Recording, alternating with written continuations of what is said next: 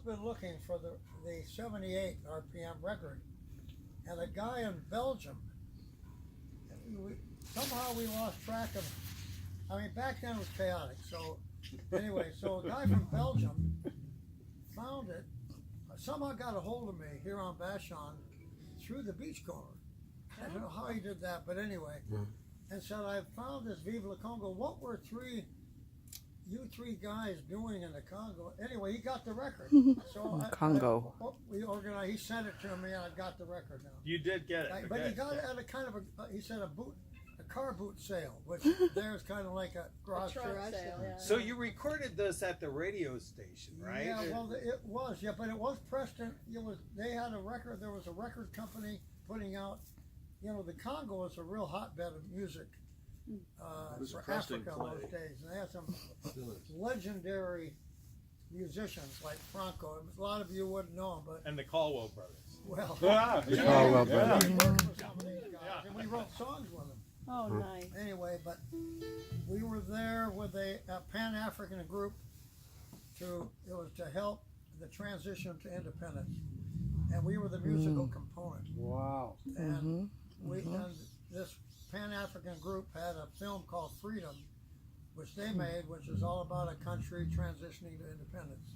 Because that's all these countries in Africa were getting independence. And so that's why we were there. And we wrote this special song for the Congo with some guys who could speak French. French was the kind of the national language, in addition to all the other languages. And we sang the song for Patrice Lumumba and all his new cabinet. So all the cabinet had a special event, and we premiered the song for them. And they said, you got to sing this at Independence Celebration. So there we were, this big gala affair out on the Palais de Nation, on the banks of the Congo River with King Baudouin and us three guys from that young guys from California there singing this song. Viva la Congo, huh? Anyway, so that's what happened. That's how. So we wrote called Viva la Congo. It's called, and it talks about all the provinces of the Congo and some of the beauties of the country and anyway, yeah. So that's how we happened to do it. Thanks for the story. And the song we sang, we did 400 radio broadcasts. And over a period of a year there. We spent almost a year and a half. Wow.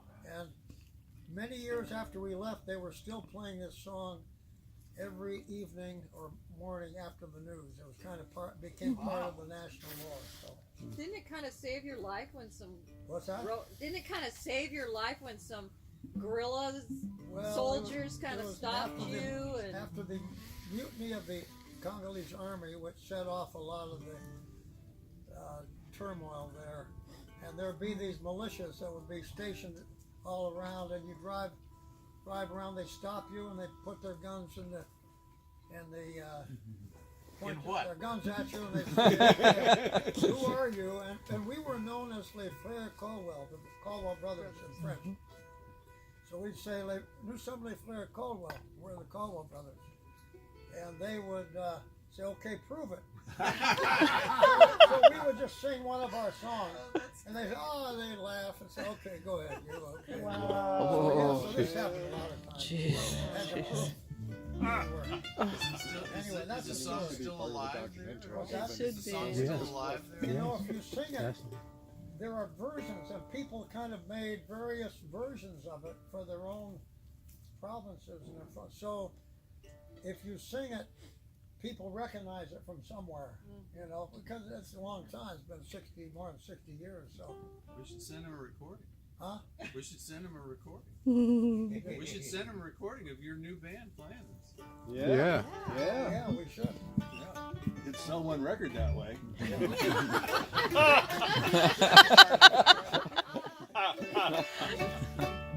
We're recording. We're ready. All